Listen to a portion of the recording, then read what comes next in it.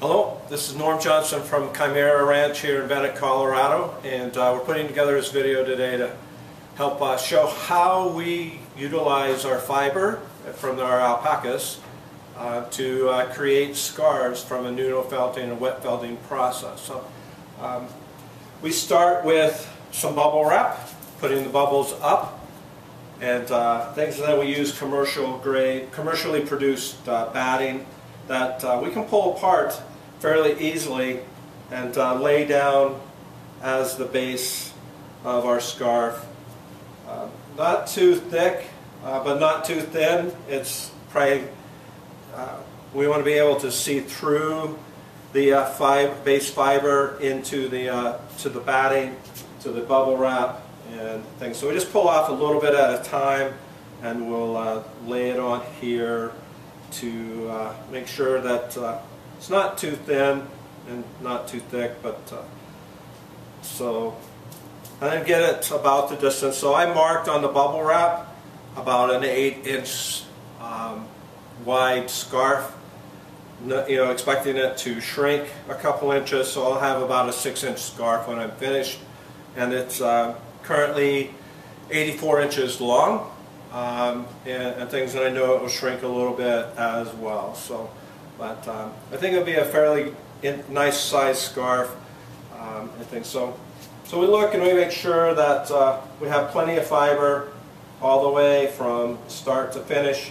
Where it's maybe a little thin, we pull off just a little bit and lay it in there in the process. So there's a few places down this way that need to be filled in.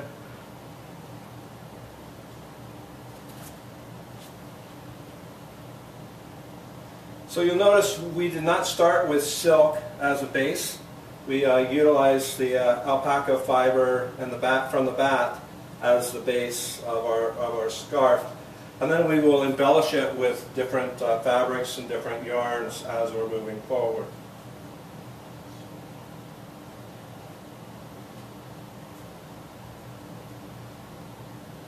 Okay, so I have a base that I've put together. I still have some fiber left over, so just set that to the side for now because I may need it as we move forward.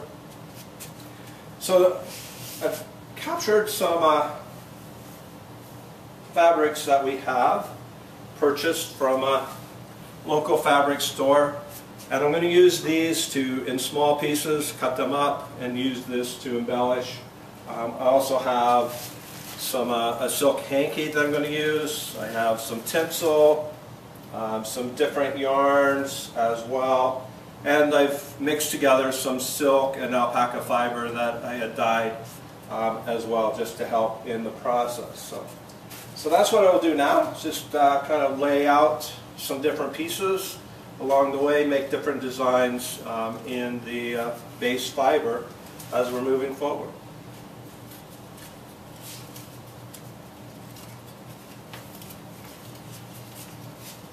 A lot of these colors are complementary to the gray base that we have. Some of them will be opposing to the gray, but I think the mixture will provide a nice highlight as we're moving forward. So here's a nice yarn. I like this yarn. It has some different colors in it. It has some sparkle to it as well. And so I'm going to just use that as the base of running through, just kind of run a pattern, no set pattern in my mind, just kind of stringing it through this as a start.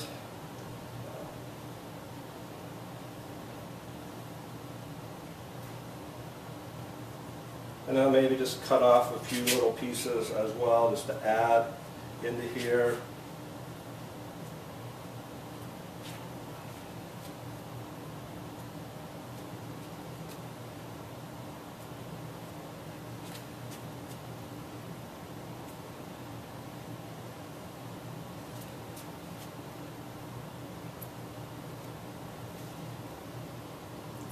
There, so.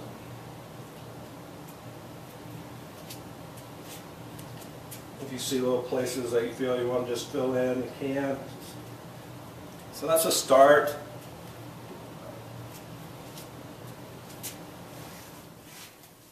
Here's a piece of fabric, so just going to cut off the honk. There's nothing magic, so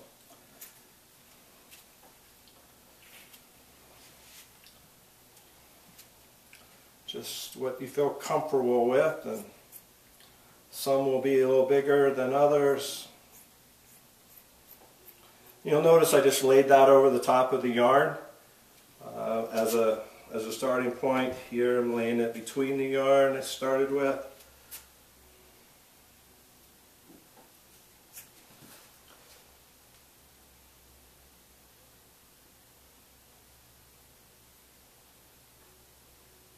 And no particular rhyme or reason for the shape or for anything, just laying it in to the on top of the fiber, and it will felt in and work through, because we'll put a little bit of fiber on top just to make sure that everything kind of felts together as we're moving forward.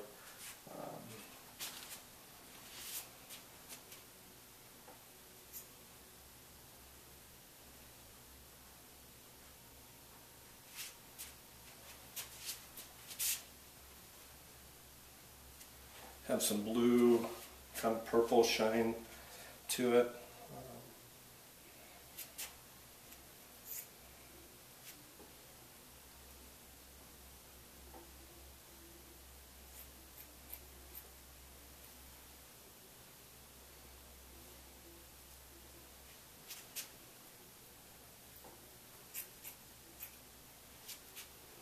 Yeah, no rhyme or reason, which is sometimes challenging for myself, because I have, I guess, a analytical type mind, so I'm looking for a process, looking for some science, and the only science here is that the fiber will felt, and will work its way through some of the loosely woven fabrics. So the fabrics actually then are felted into the, it felted in with the fiber as we're moving through. So, in terms of alpaca fiber, we use different grades in the bats, and we'll go from there. So.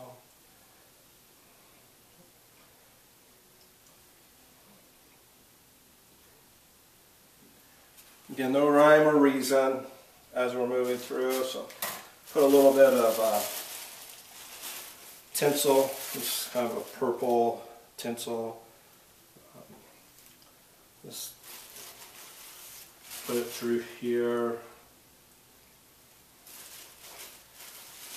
Give a little bit of light reflection as in the finished product.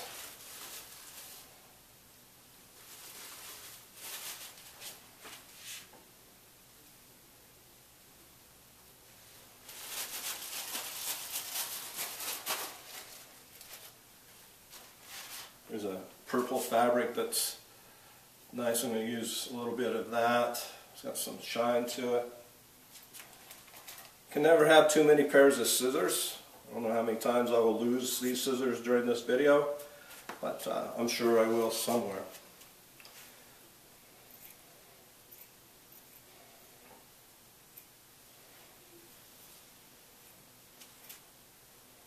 And some of the fabrics will lay over each other and cross over, that's fine. So there's some, always potential for overlap.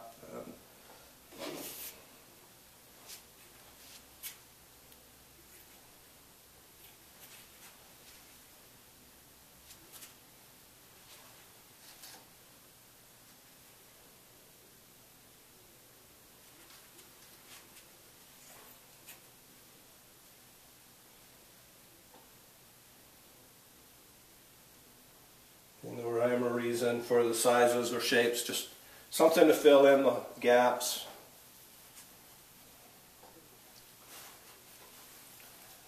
that's enough fabric for now. I like silk hankies. They don't like me, but you know, if you have them, they work well. Just pull off one.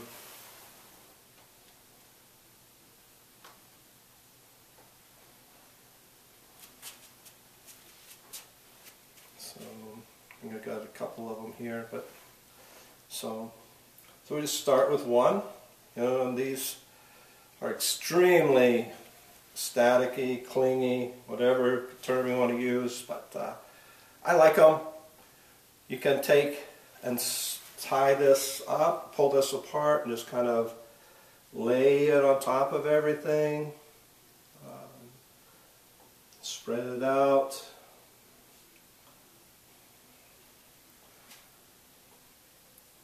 Or we'll take them and cut some in pieces.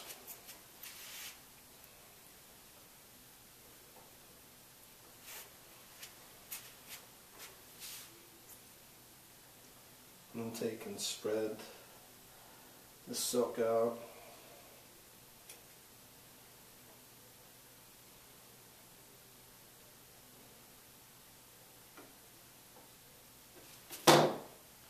Pushing it down into the fiber to try and get it to adhere to the fiber, not to my fingers or to the others, you know, the remaining silk.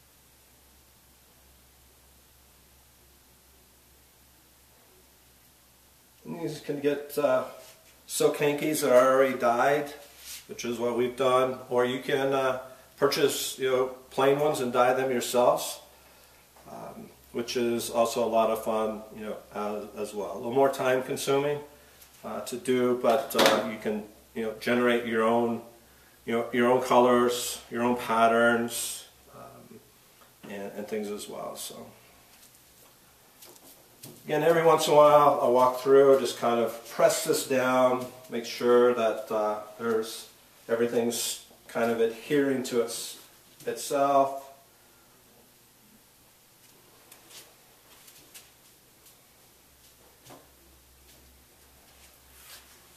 Things coming together. Use this on another. Start here soon.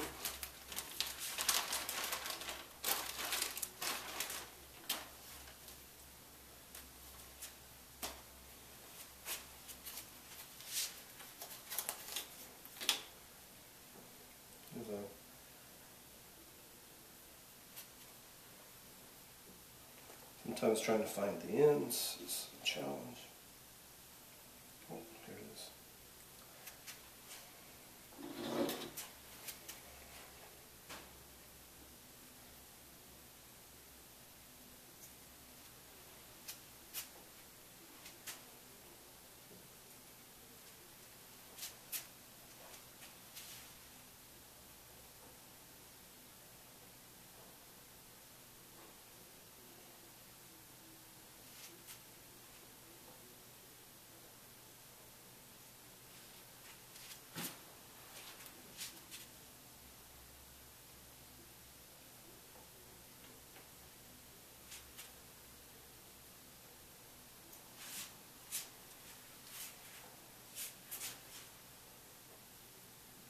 And overlapping, using different colors along the way.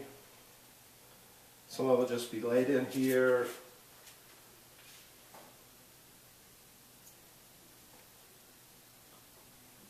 But the intent is just to pull together different colorations and things to look at. That's a little bit of purple fire star I'm going to use here. Just kind of pull that up.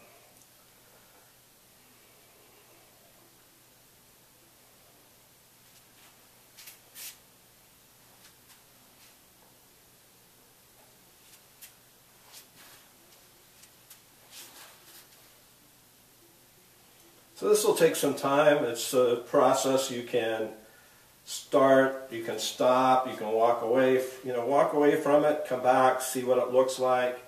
Keep in mind that this is a 3D view right now as you keep piling things up, and as you get ready to wet felt, then it will become more of a one-dimensional, or at least a flat object, and will look a little different, along the way as well.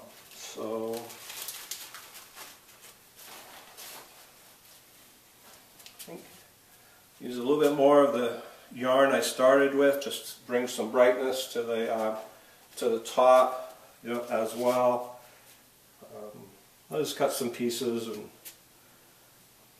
pull them in. I want to help bring attention.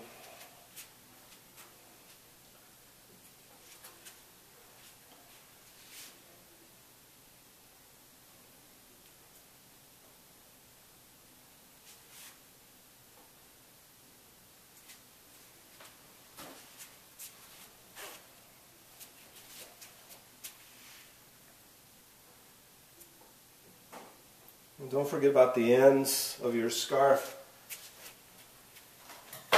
Making sure that you're getting some color and things as well into the process.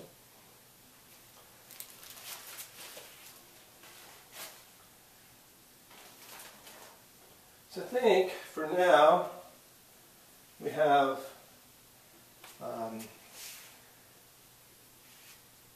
a pretty good layout. There'll be a lot of color and things that will show through it. So keep in mind that a lot of this fabric, a lot of these yarns and things will, on their own, will not felt. So that's where we take a little bit of the fiber we started with. I've mixed together on the hand carder or drum carder. I've mixed together some alpaca fiber and some soft silk and things. So it's key to make sure that kind of run a very, very thin layer. Just pull it off, kind of a spider web layer over the edges of the fabric, especially to make sure that the edges get adhered and felted together.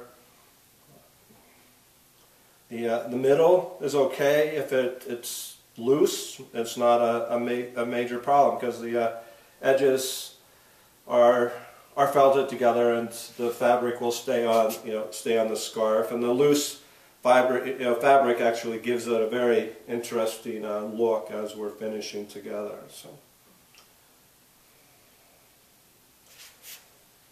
again, we've mixed some silk with the fabric, or with the alpaca fiber, and I love doing that with the drum carder, just making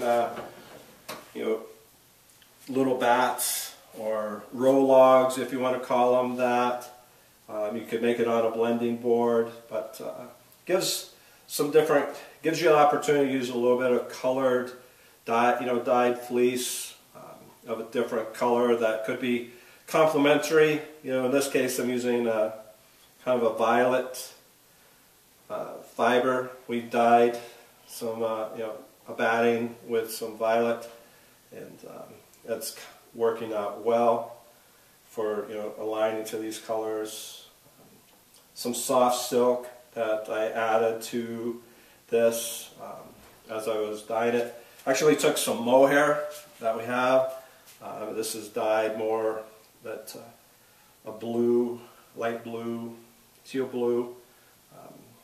And so just kind of mix them all together in the carder and create something I can just pull off a little bit at a time and make it as thin as I possibly can, so that it will actually felt into then the base fiber that we had put together. And if something gets loose, if we miss something, we'll have the opportunity to fix it as we're moving along. So.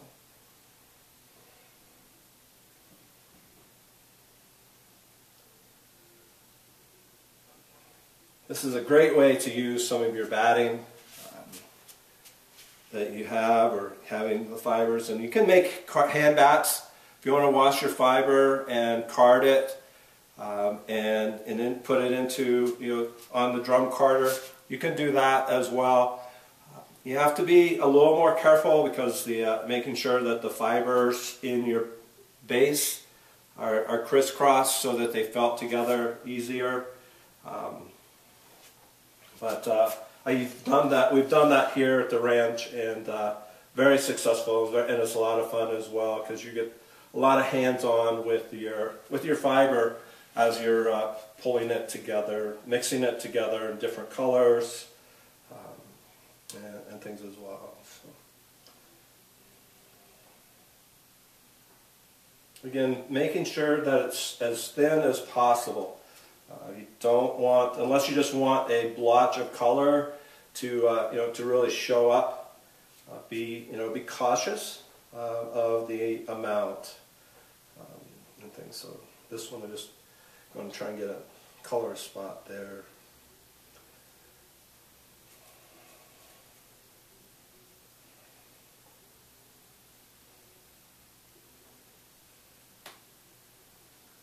Working on the edges of the fabric that we applied, cut out and laid in here. And trying to stay on the edges.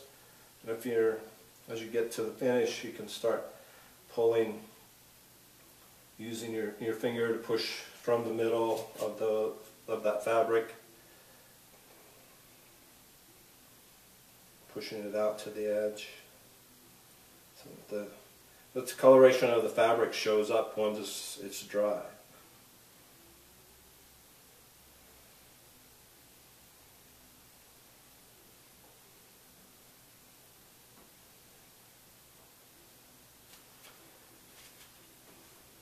It was really a lot of fun to experiment with different fabrics that you have. Get fabrics that are loose, have a loose weave to them, so that the fibers can work their way up through the weave and connect with each other as part of the felting process. With the fabrics as small as they are, the pieces as they are, a lot of times, so you can use complementary colors. You can use contrasting colors to bring out that different pictures, different perspectives, and bring a little bit of attention to your scarf as when it's a finished product. So.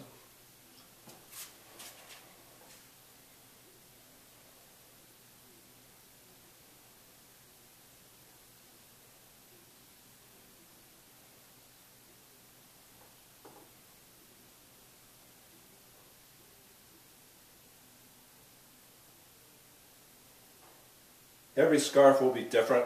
I don't think you can create two scarves the same. Even if you were creating them side by side, they will be different. Which is a great thing about this process as well. It's one of a kind processing. They're handmade. You don't have to be an artist.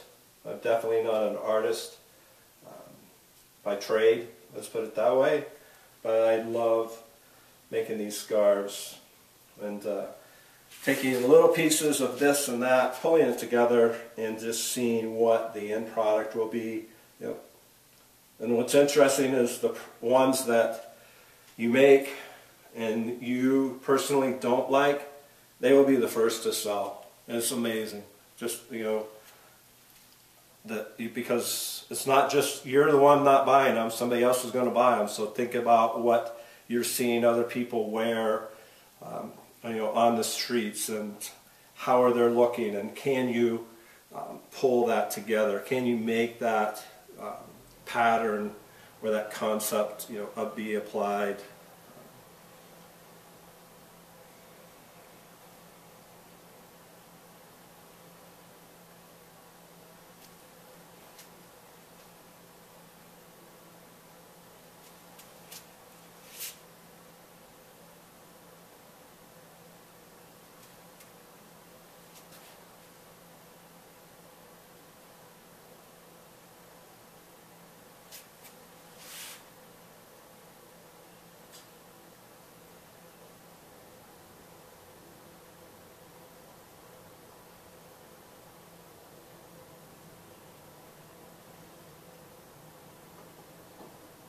And just a spider web of fabric, or not fabric, but fiber, lay it on, press it down, tie things together.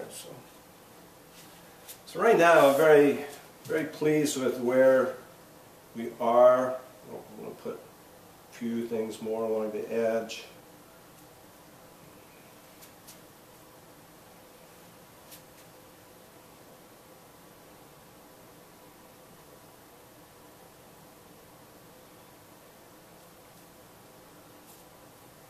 Kept within my outline, so I'm happy there. And keep in mind, as we wet this, it will spread out and as well. So it'll get a little bit wider, but as the felting process takes place, there will be a shrinkage as well.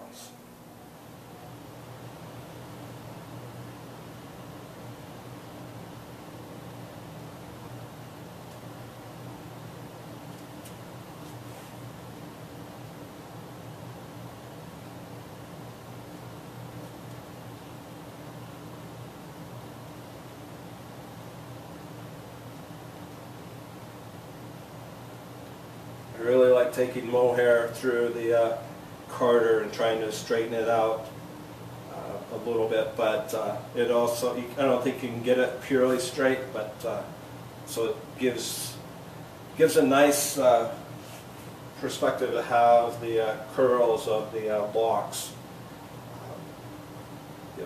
in the fiber as it begins to dry.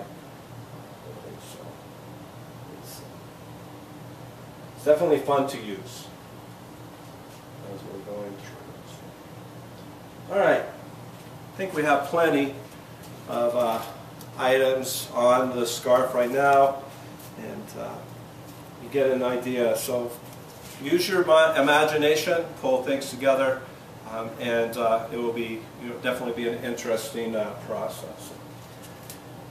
So the next step is to start the felting process. So we use mosquito netting, which we buy in bulk, and then we cut pieces. In this case, it's 8 foot long, which is the length of our working table that we have set up here. It's probably best to use this have it applied with a partner, but I guess my arms are long enough that I can pull it together. But lay it down. Kind of rub things together here. Again, you're just more try and keep your fibers from moving a whole lot, or your fabrics from moving a whole lot. So this one's a little short, but and then we're going to take some water. I have about a quart of hot water here, with probably a tablespoon or so of soap, maybe 2 tablespoons of soap, liquid soap, and I have a plastic shopping bag, and that's what I'm going to use kind of as my sponge. So get it sudsy in the bowl, and then I'm going to just take this, I'm going to press it down, and just straight down. The goal here is to get the fiber wet, the fabric's wet, the yarn's wet, all the pieces that you've put in here, getting them wet. Okay. We're just going to work our way down. I start with in the middle and push, out to the edges. It's interesting. The soap is actually extremely wet, so feel free to make suds. Feel free to press down. Doesn't have to be hard, but well, that's going to start the felting process as well. Getting the jolting, getting fibers to start reacting to each other. The soap helps to actually make the fibers slick, so that they will move through the fabric. They will move in and interact with the other fibers as well.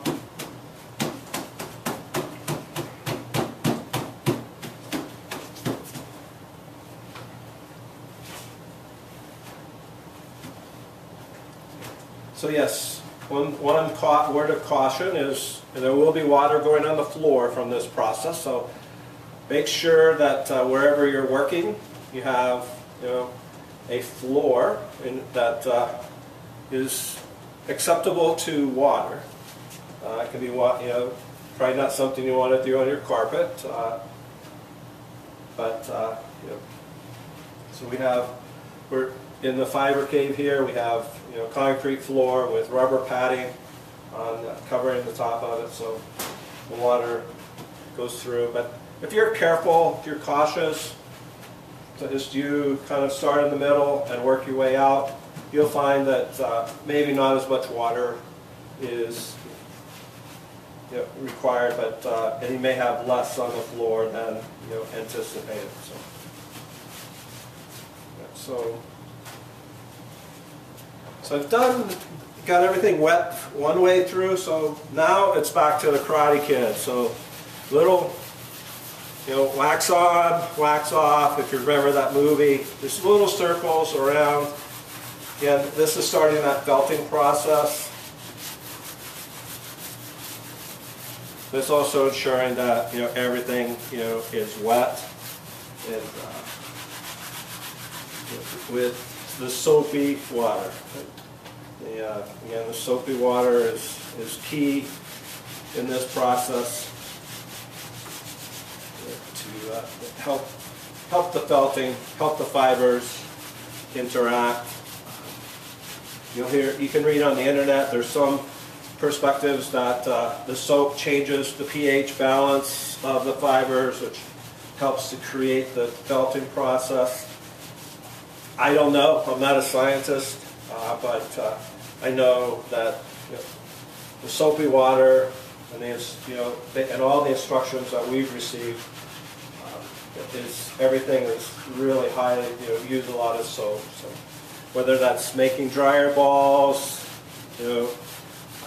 or other felted vessels, we use a lot of liquid soap in our process.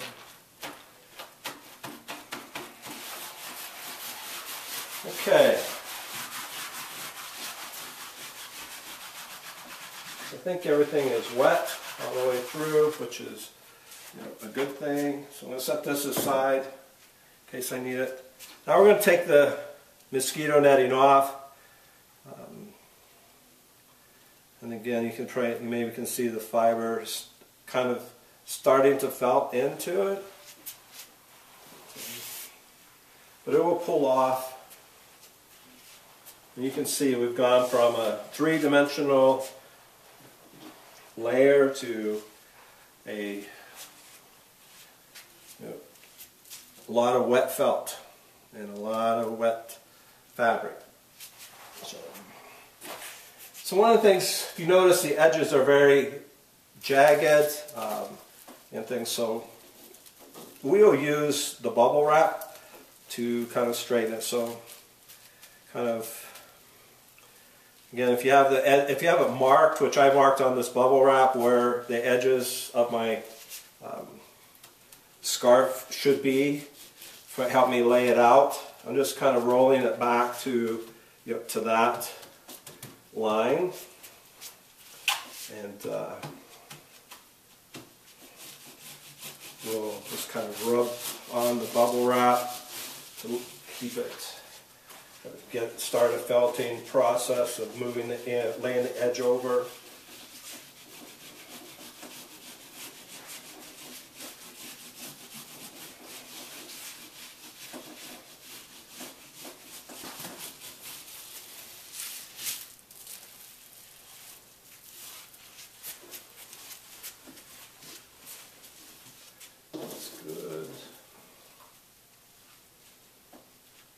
What you'll notice when you do this, though, is your edge now maybe is more of a solid color because a lot of your embellishments have now maybe been overlaid with the base fiber. In this case, it's it was a gray base, so so my edges are more gray now. So let's show you what I do, kind of help that.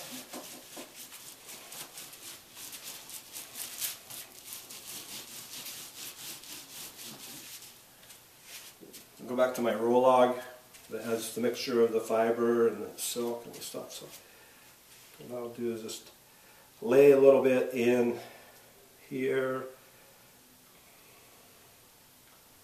get some color, bring some color to the edge.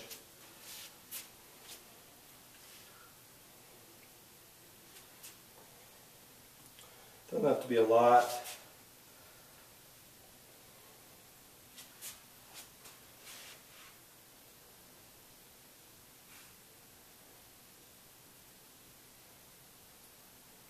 And I'm going to lay the bubble wrap back over the top, and I'm going to press it down. You want to make sure everything you just applied is wet. And if there's not a lot of water, feel free to kind of soak it with your bag. Again, I'll just squeeze as much water out of it, and then just use some soap suds down through the middle there, so it kind of drain some water. But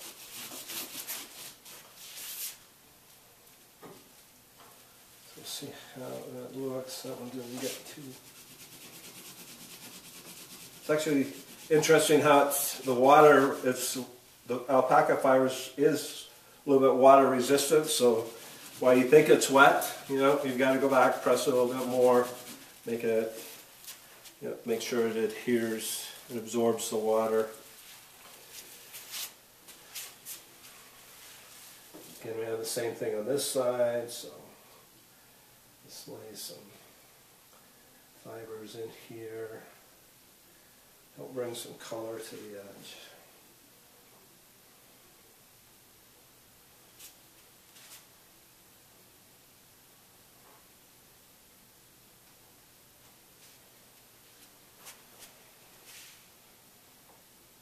It's also a good time to look at the edges of your fabric.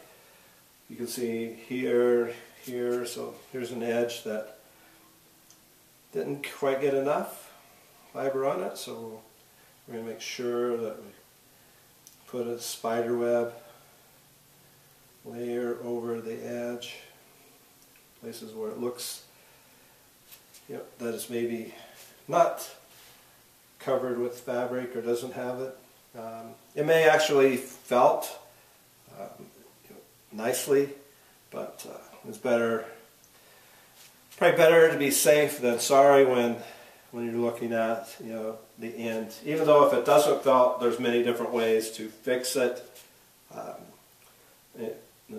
Needle felting needles are my best friend, because I probably tend to use not a lot of fiber because I'm trying to keep these as light as silk scarves. So try and minimize the amount of fiber that I use. Even though it may look like I've used a lot, I have not used that much. I've used maybe 1.5 ounces of fiber to pull this together at this point in time.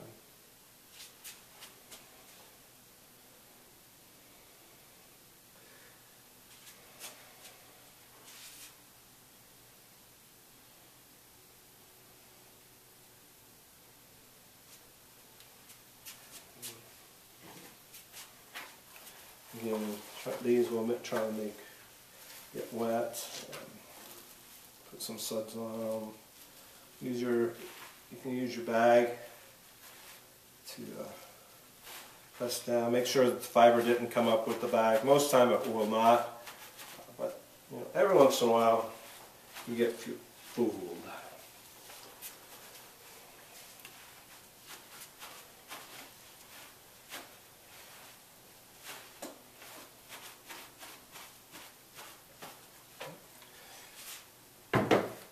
So I'm going to do this on the ends as well, kind of where the end would be.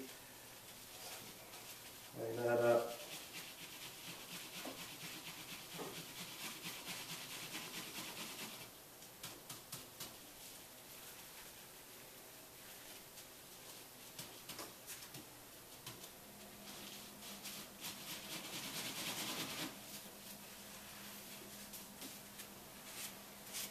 Let's see.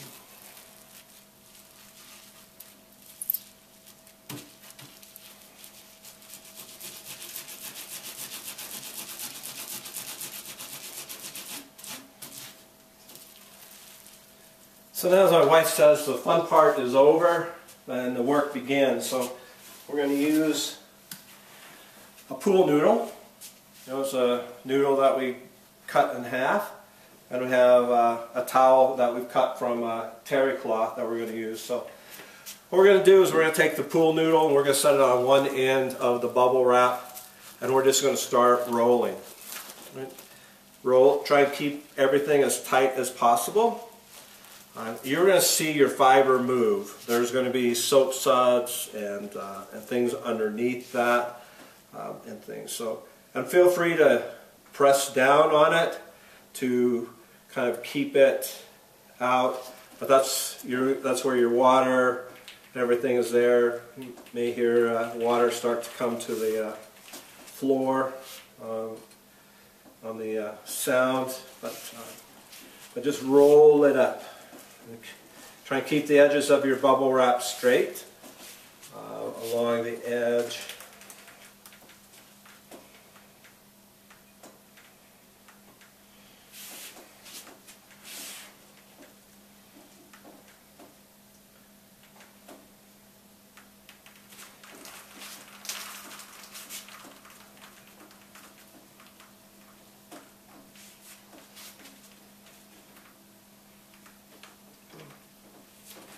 So we have everything rolled up, and you can take the water, let it drain, kind of give it a little squeeze, let the water drain down your noodle into your bowl of water, or you can put it on the floor if you're gonna mop everything up. Again, we just took a towel that's maybe 4 feet long by a couple feet wide, and we just used terry cloth. We bought some terry cloth in bulk. So take your rolled up noodle and bubble wrap, and again roll it tight. Get it as tight as you possibly can in rolling it up. Now, might put some water here. This next step is really an option, whether you want to or not. We take some knee-high nylons, and we will tie them around just to keep the towel wrapped tightly around. Do it at the edge of your bubble wrap. So, in that, now again, that's a personal decision of whether you want to or not. So we're ready now to start the felting process, which actually started because of the water and the soap and the light pressure that we've applied. But now we're just going to start rolling this. And don't count, but we suggest and recommend that we do 100 of these, right? Back and forth, Notice I put my hands and try and roll it to my elbows. Keep in mind, where the width of your edges are. So your edges of your scarf are, about here, things so back and forth.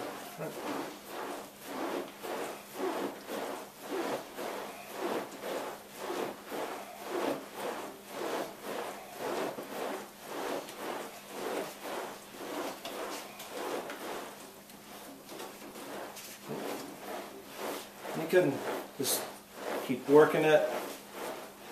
Put your arms, use the back, whatever. It's actually pretty good exercise for your back. I think so.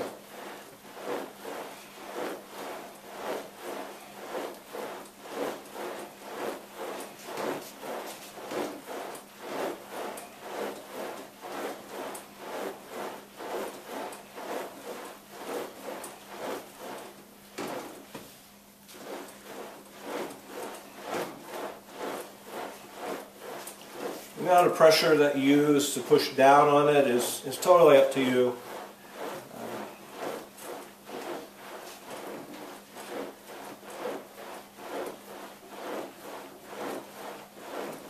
Definitely no need to put your whole weight on it, okay,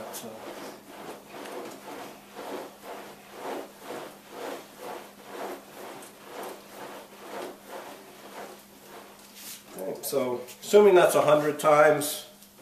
Might be a little short, but we'll untie the nylons and then unroll the towel. And we're actually going to then unroll the bubble wrap. So we're going to come to the end. You may adhere to your bubble wrap with the soap, so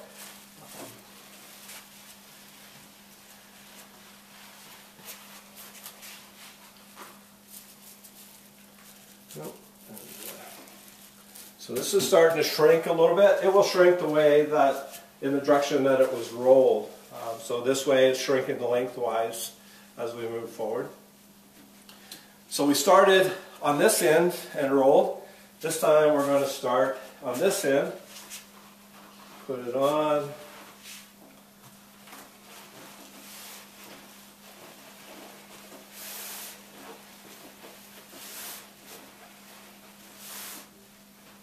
There's some yarn that's not felting, so I'm going to put a little bit of fiber on that.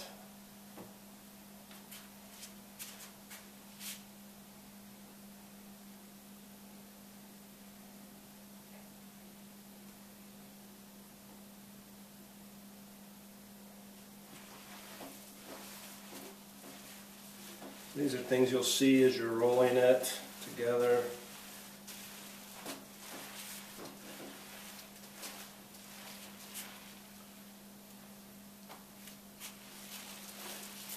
Have it rolled. We're going to roll it in our towel.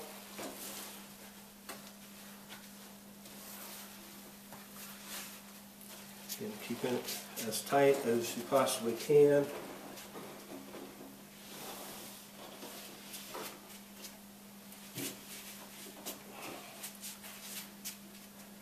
Taking your nylons.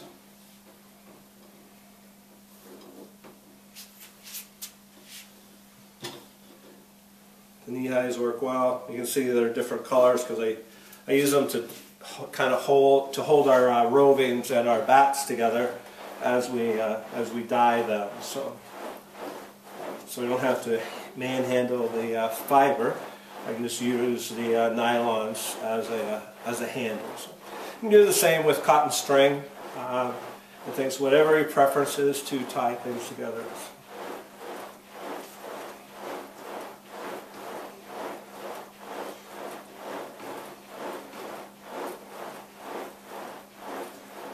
So every once in a while, I'll just kind of turn this over to make sure that all the sides are being processed through the agitation process.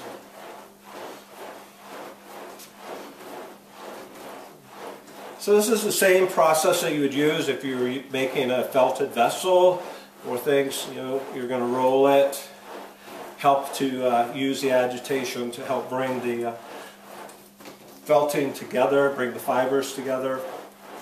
So you have a little bit of pressure that's being applied as well as the agitation. We have the soapy water that's working into the process as well. So.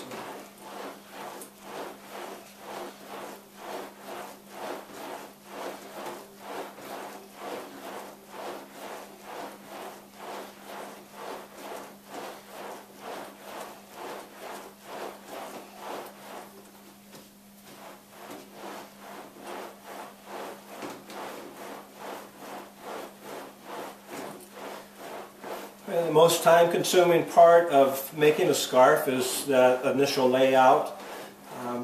Going through the fabrics that you have, going through the yarns that you have, and putting some ideas together. So, based on the color of your base, what will help pop, make it pop, and from a contrasting perspective, what complementary colors. And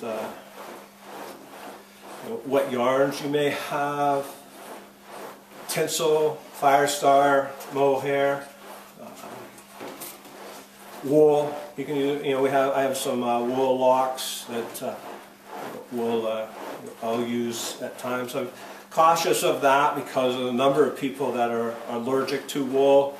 I don't want to be creating a situation where somebody buys a scarf and has an allergic reaction because they think it's primarily alpaca and some fabrics. So.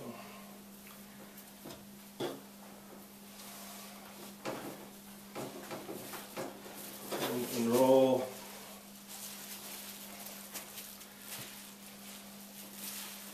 See where the scarf is. Roll it.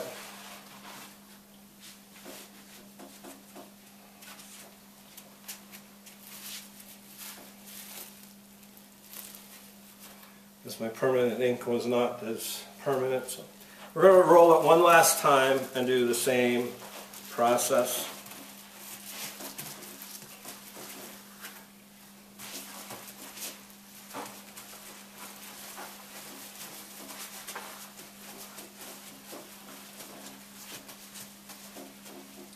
You can see as you're going through this that how well it's felting or not felting. This one is actually felting pretty good, but we just follow our recommended instructions.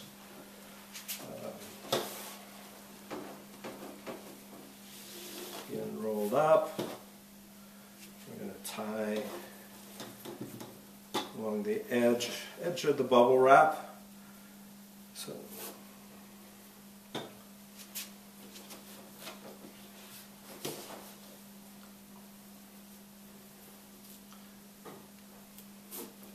this is really just to kind of help keep that package, this roll package tight.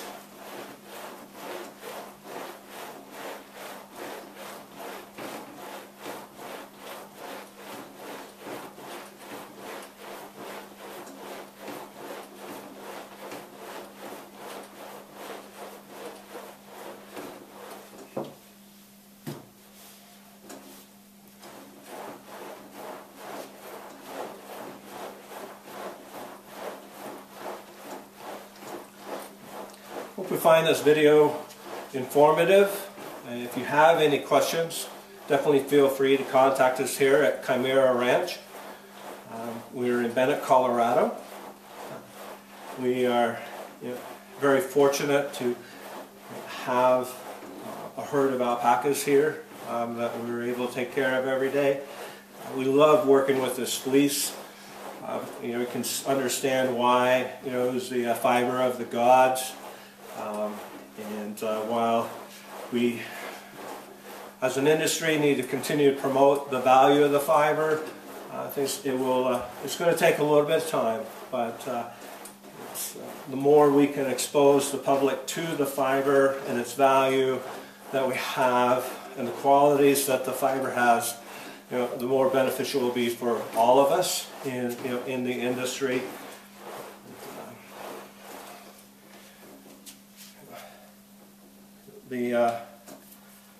Take classes, go visit farms, right? This is an instruction video that can't replace hands-on training or efforts. So if you have a fiber guild in your area and they're offering a class, or if there's a local farm that's offering a class, by all means take the time, go visit, participate in the class, learn about felting, both wet felting, needle felting.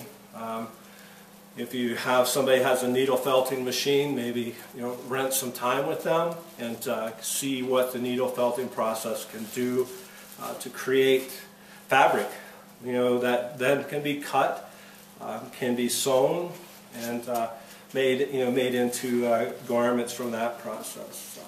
Get a spinning wheel, learn to spin, learn to knit, learn to crochet. Just have fun with the fiber, as it's the basis of our industry.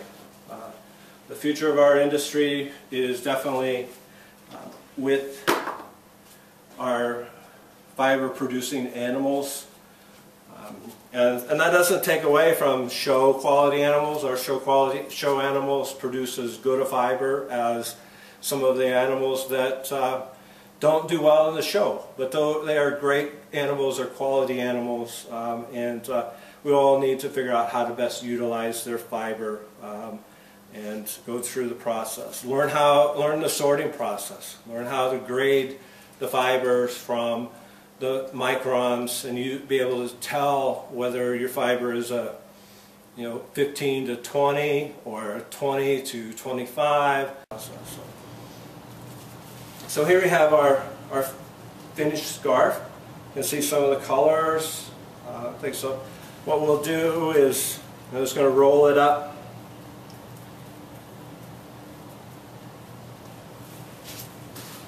I have a plastic table here, so that's going to be fine. Just another step in the felting process. I'll move this around.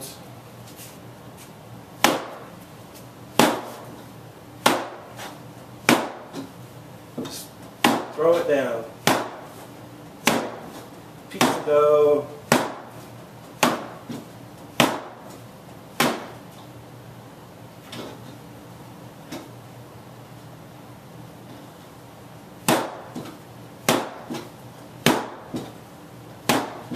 You can do this on your plastic table. You have a work table like this.